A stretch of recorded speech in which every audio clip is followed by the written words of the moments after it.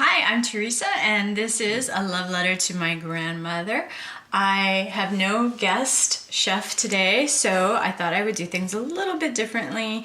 I did all the, well, maybe not all, but most of the prep, so measuring out of ingredients and everything prior to starting today. So it should be a little bit faster since there's no one to chit-chat with during that process. Today's recipe is a white moon cake. I was very curious as to what a white moon cake is, so let's find out. And there are actually two handwritten versions of white moon cake.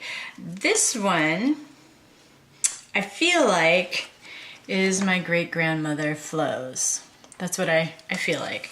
And this one looks like it is either, I feel like it's my great-grandmother Florence's handwriting later in life, but I can't be sure. Maybe this is Florence's and this is Minnie's, but I don't think so. But as you can see, very few instructions. It's mostly just ingredients.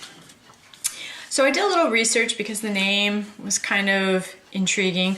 Both of these recipes say it's from Irene R. Davis. I don't know who Irene R. Davis is, but according to the recipe cards, Irene R. Davis is the one who maybe gave the recipe to Grandma or Great-Grandma. Google search says this came from a Swans Flour advertisement in 1932. And it just so happens that I have, my grandmother gave me this measuring cup, and it's Swans Down cake flour. You can see the advertising there. And my grandmother even wrote her name on some masking tape and put it on the bottom of the measuring cup. She gave this to me a couple of years ago. White moon cake, apparently made by a flour company. So the first step, well, technically, the first step is a list of ingredients for the cake, and then the second step is a list of ingredients and actually some steps for how to make something called Moonglow lemon frosting. So that sounds intriguing, Moonglow lemon frosting.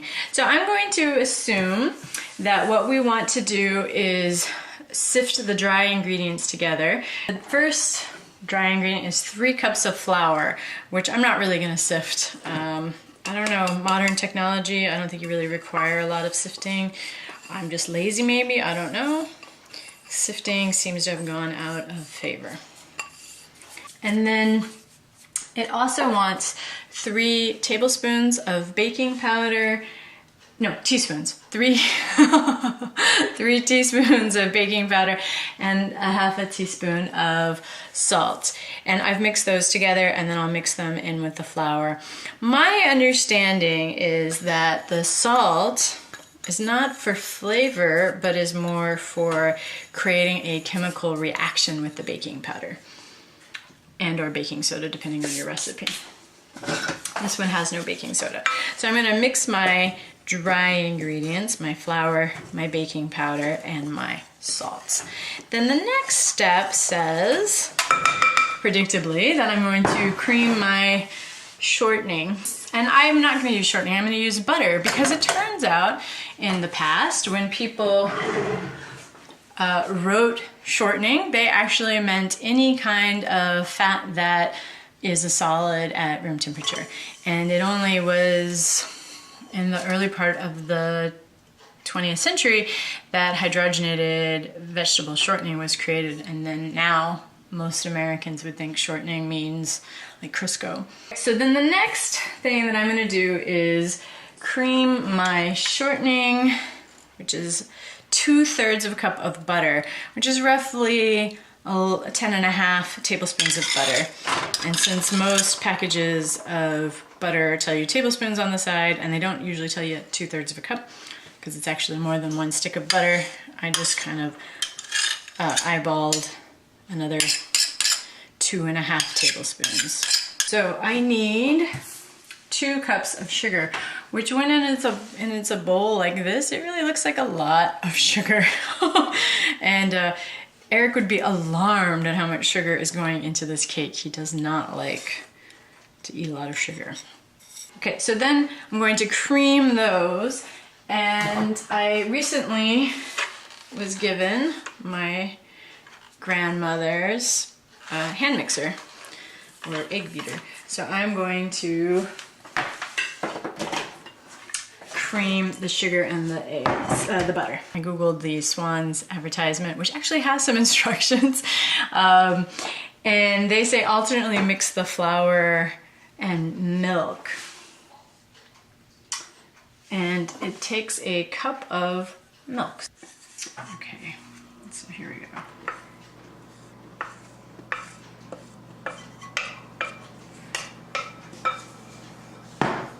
And we'll mix that up.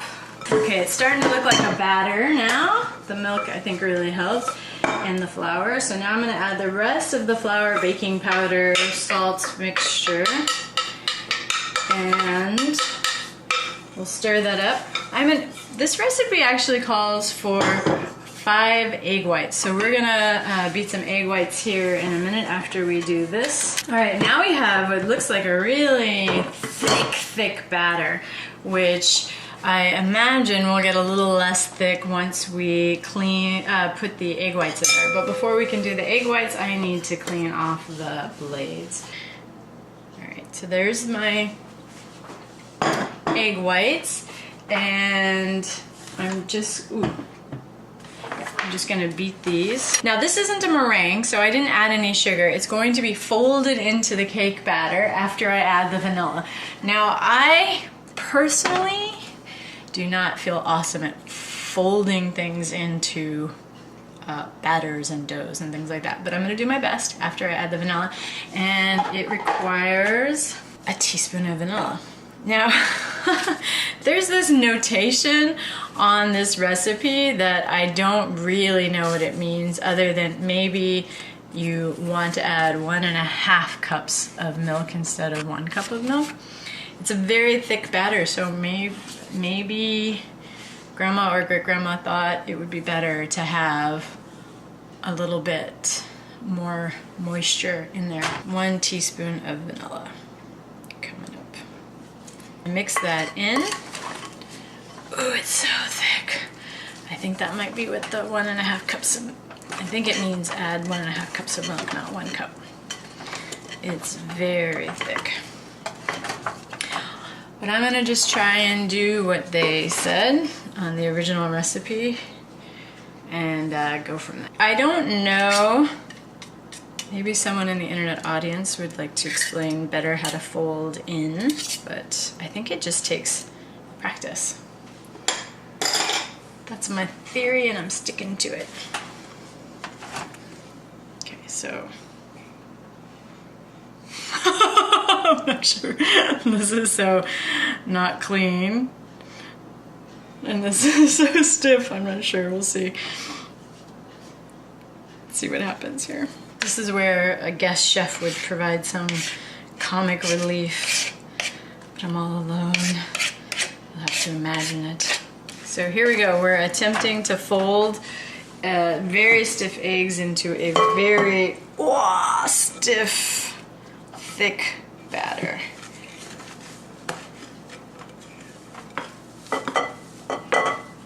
Presumably the egg whites will make this more fluffy and airy.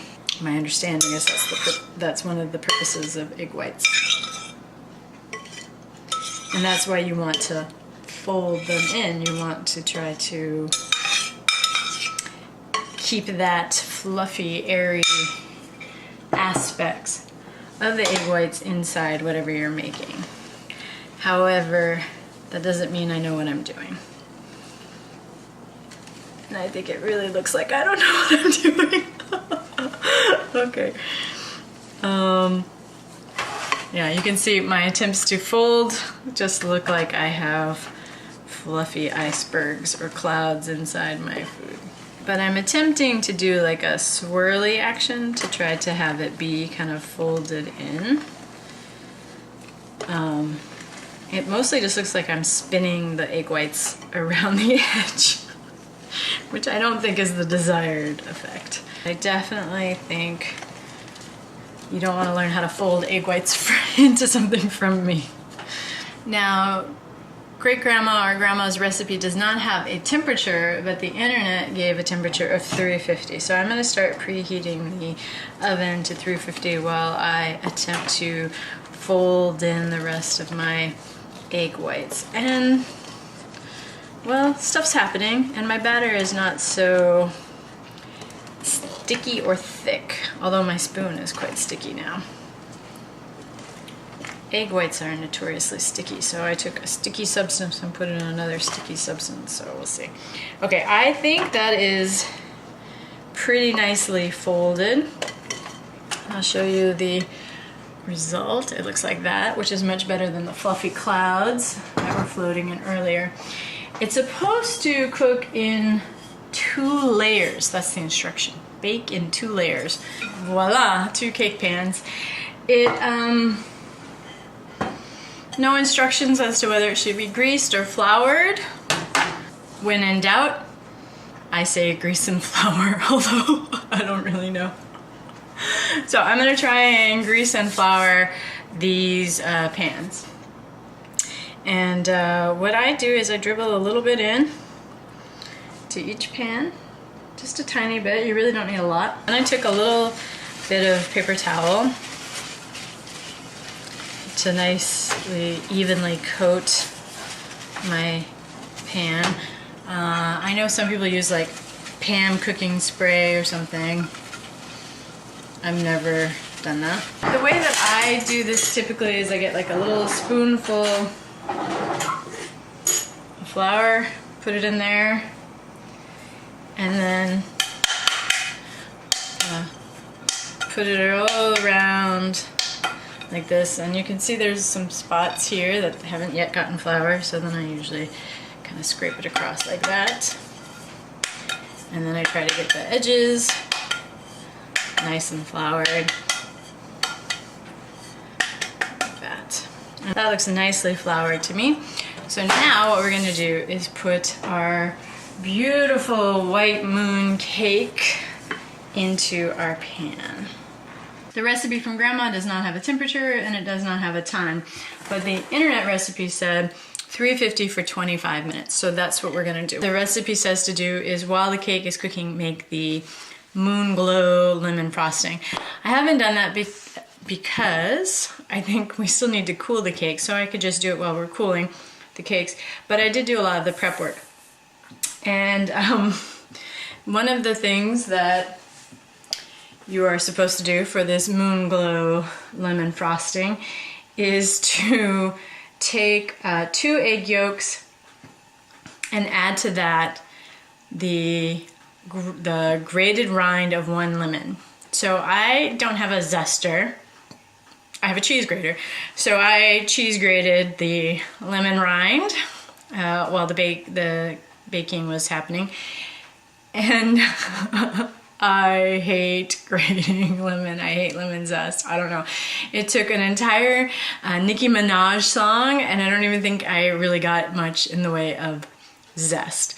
And then it also says for 4 tablespoons of lemon juice. So I got the lemon juicer out, and I juiced half of the lemon while that was going, and that was pretty much 2 tablespoons. So I figured I can juice the last half of the lemon, my denuded lemon, because of course I zested it.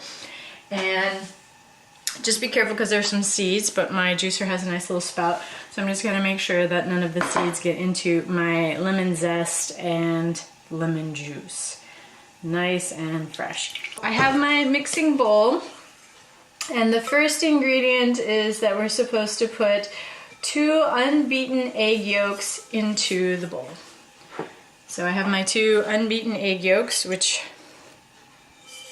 one kind of split open, so while it's not beaten, it kind of looks beaten. Add the lemon rind or zest and the lemon juice. So you can see that is in there. Here we go. Stir in the entire pound of sugar. Ooh, wow, I don't know. I don't know if I can do that. We'll see. So that is 3 cups of powdered sugar that I have now poured into here, into our Moonglow lemon frosting. And I don't know, it's looking nice. Keep stirring a little bit, it's not quite mixed yet. And check out the cakes.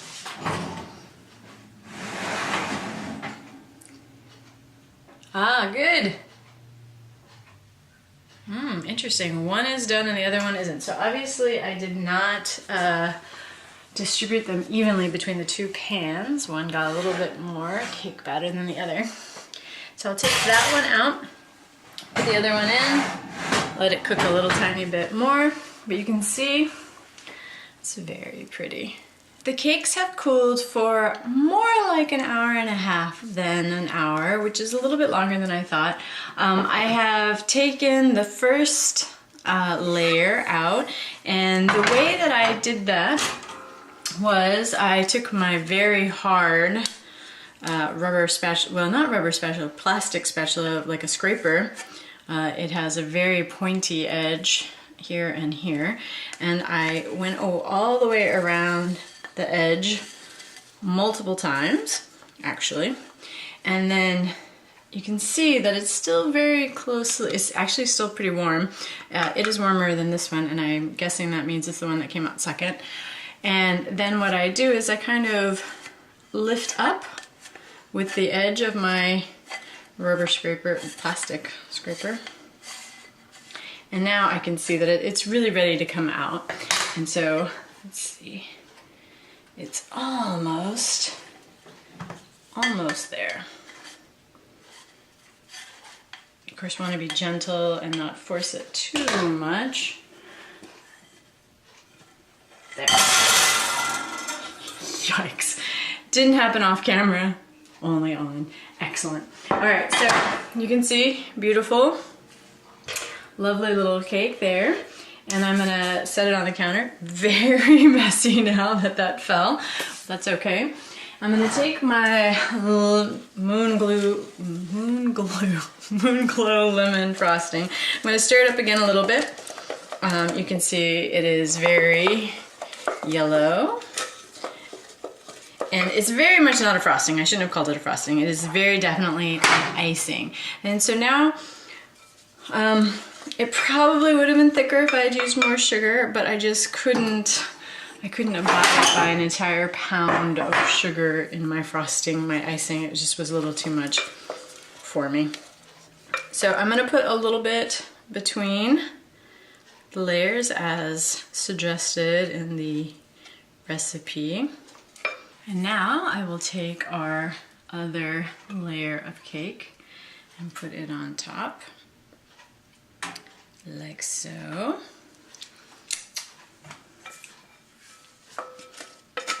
Has a very nice lemon tang. And then I will pour that over the top. We can start to spread that out. And et voila! My white moon cake. I actually like this side where it's just sort of a little bit more delicate drip, where as opposed to this more waterfall-y drip.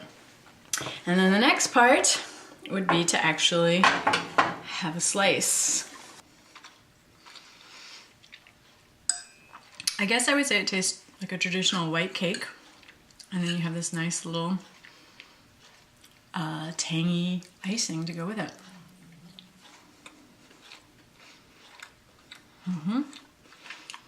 A little cup of tea, nice music, some conversation. Perfect.